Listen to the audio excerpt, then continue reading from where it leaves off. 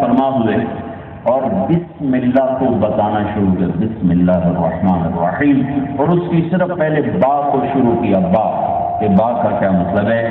عشاء کے بعد بیٹھے، فجر کی اذان ہوگی، ابھی با کا مطلب چل رہا تھا۔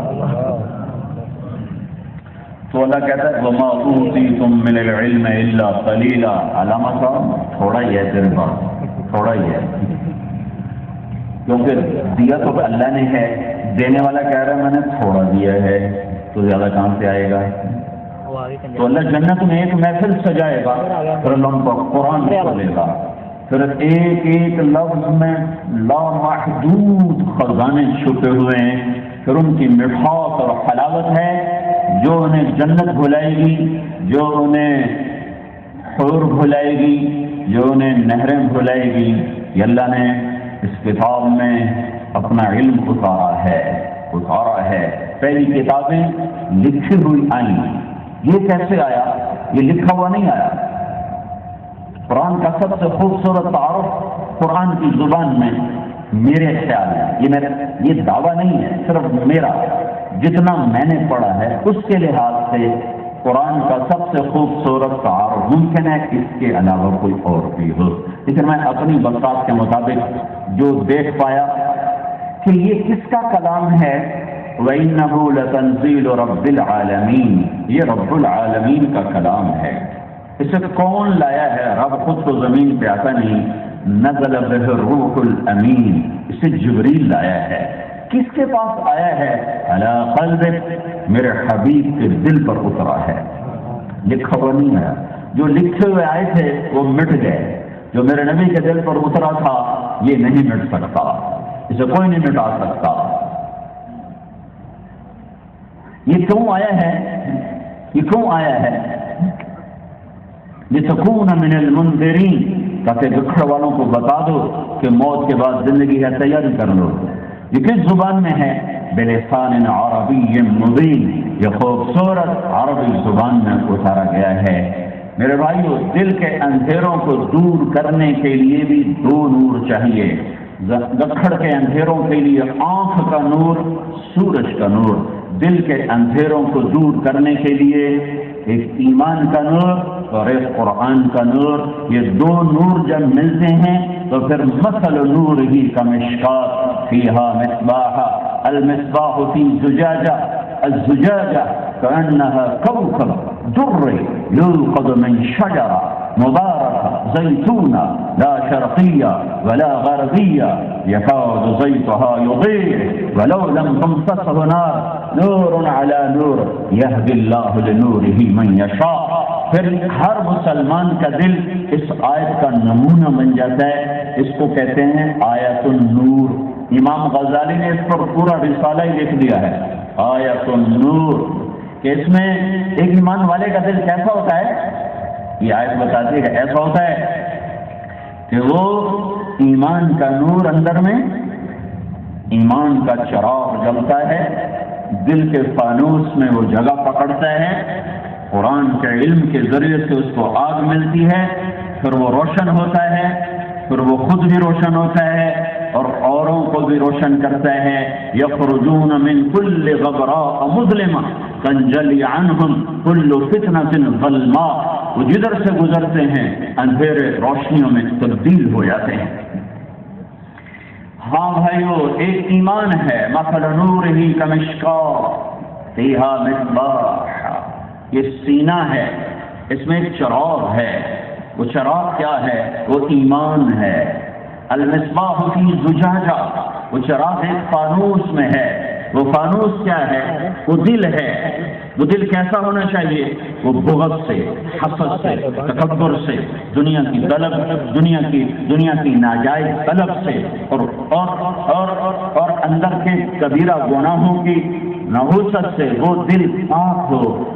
پہلے جب بجلی نہیں ہوتی تھی تو سر شام ہمارے گھر کے نوکر وہ لالٹینوں کے شیشے صاف کر رہے ہوتے تھے، اور لیمپ ہمارے والد کے گھر میں جلتا تھا تو اس کا شیشہ بڑا ہوتا تھا، اس کو خاص طور پہ فریدی اس نوکر کا نام تو مجھے یاد آیا، ویسے صاف کرتا تھا تاکہ جب اس میں جلے وہ جلے تو اس روشنی شیشے کی روشنی سے، شیشے کے شفاف ہونے سے اس کی روشنی اور زیادہ پھیل جائے. تو المصباح کی زجاجہ، دل کو شیشہ بناؤ کیسا؟ کأنہا کوکب درّی، جس پر کوئی داغ نہ ہو، نہ گناہ کا، نہ زنا کا، نہ شراب کا، نہ جھوٹ کا، نہ حسد کا، نہ بغض کا، نہ تکبر کا، نہ رزق حرام کا، نہ نماز کے چھوڑنے کا، نہ روزہ کے چھوڑنے کا. اب اس کو چلاتے جاؤ. جتنے کبیرہ گناہ ہیں حسی طور پر یا معنوی طور پر، شراب ظاہری گناہ ہے کبیرہ، حسد باطنی گناہ ہے کبیرہ، جھوٹ یہ ظاہری گناہ ہے، قتل ظاہری گناہ ہے، تکبر اندر کا گناہ ہے.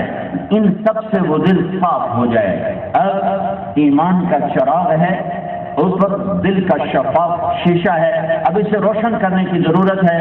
تو وہ کہاں سے روشن ہوگا؟ زیتون، دنیا کا سب سے بہترین درخت، بہترین تیل، بہترین پھل.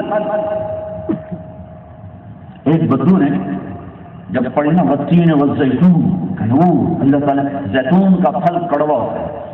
تو بدو دیہاتی لوگ ہوتے ہیں سادہ سیدھے سادے. اس نے کہا یہ تو کوئی بڑے مزدار ہوں گے. تو اس نے پہلے والتین ہے تو اس نے انجیر کھائی، کہنے کا واقعی اللہ نے صحیح قسم کھائی، بڑا مزدار ہے. پھر جب اس نے زیتون کھایا وہ کڑوا، کہنے کا لگتا ہے اللہ نے چکھے بغیر ہی قسم کھا دی ہے، یہ تو کڑوا ہے. یہ بدوؤں کے قصے ابن الجوزی نے نقل کی ہیں.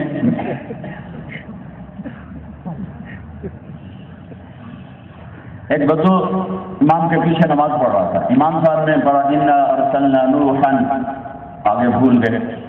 پھر کہا انا ارسلنا نوحا، ہم نے نوح کو بھیجا، آگے بھول گئے. پھر کہا انا ارسلنا نوحا، ہم نے نوح کو بھیجا. تو بدو پہلی صف میں کھڑا تھا. اس نے جب تیسری دفعہ امام صاحب بھولے تو کہنے لگا لم یذر نوح فارسل غیرہ، او بھائی اگر نوح نہیں جاتا تو کسی اور کو بھیج دے، نماز تک پوری کرتا نہیں. یہ سارے صحیح واقعات ہیں، یہ جھوٹ نہیں ہے، صحیح واقعات ابن الجوزی نے نقل کی ہیں. اب بھائی جب نوح نہیں جاتا تو کسی اور کو بھیج، تھوڑی نماز تک پوری کر. تو اللہ تعالیٰ نے کہا اس چراغ میں جب زیتون کا تیل ہو تو بڑا خوبصورت جلتا ہے. تو یہ تیل کیا ہے؟ یہ اللہ کا قرآن ہے، یہ اللہ کا قرآن ہے. اب تمہارا دل روشن،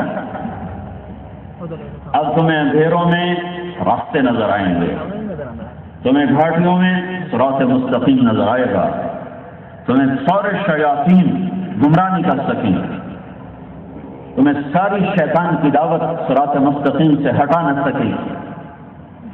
تو یہ امت آخری امت، اس کے بعد کوئی امت نہیں. ان کا نبی آخری نبی، ان کے بعد کوئی نبی نہیں. لا نبی بعدی لا امت بعدکم اليوم اکملت لکم دینکم واتممت علیکم نعمتی ورضیت لکم الاسلام دینا.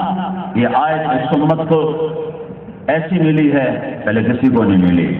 میں نے تمہارا دین آج مکمل کر دیا ہے، میں نے اپنی نعمت کو پورا کر دیا ہے، میں نے اس کا نام اسلام رکھا ہے. یہ اس کا ترجمہ. لیکن اس لیے اللہ نے اس میں احسان گنوائے ہیں، اس کو بھی تو ہم سمجھ. الیوم کو بعد میں آنا چاہیے، پہلے نہیں آنا چاہیے. لیکن اس کو پہلے لا کر اللہ تعالیٰ یوں کہہ رہا ہے کہ اے امت محمد یہ کام آج ہو رہا ہے، آج سے پہلے کبھی نہیں ہوا، آج ہو رہا ہے. کیا ہو رہا ہے؟ اکملت لکم دینکم، یہاں دینکم پہلے آنا چاہیے، لکم بعد میں آنا چاہیے. یا پھر اللہ نے لکم پہلے ذکر کیا اور دینکم بعد میں ذکر کیا. ایک اور احسان جتلایا کہ اے میرے نبی کی امت یہ صرف تمہارے لیے ہو رہا ہے، تم سے پہلے کسی کے لیے نہیں ہوا. تو دو بڑے احسانات کی طرف اشارہ. اے میرے محبوب اپنی امت کو بتا کہ آج ایک کام ہو رہا ہے، آج سے پہلے کبھی نہیں ہوا، تیری امت کے لیے ہو رہا ہے اور کسی کے لیے نہیں ہوا. کیا ہو رہا ہے؟ دین کامل ہو رہا ہے. اور اتممت علیکم، یہ پیسے کی طرح نہیں کہ اللہ نے کہا اتنا ہی دوں گا جتنا لکھا ہے، زیادہ نہیں لے سکتے ہو. یہ علیکم ہے، علیکم سب کے لیے دین کا دروازہ کھلا ہے. من جد وجد اطلبنی تجدنی والذین جاہدوا فینا لنہدینہم سبلنا ویہدی الیہ من ینیب. یہ تو بتایا دین کہ آؤ میرے بندو لو جتنا چاہو گے دے دوں گا. دنیا کے لیے کیا بتایا؟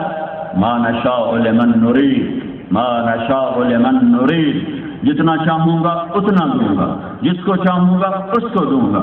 من کان یرید العاجلہ عجلنا له فیہا، جو مجھ سے دنیا کا طلبگار، جو مجھ سے دنیا طلب کرے گا دوں گا. کتنی؟ جتنی وہ مانگ رہا ہے، نہیں جتنی میں.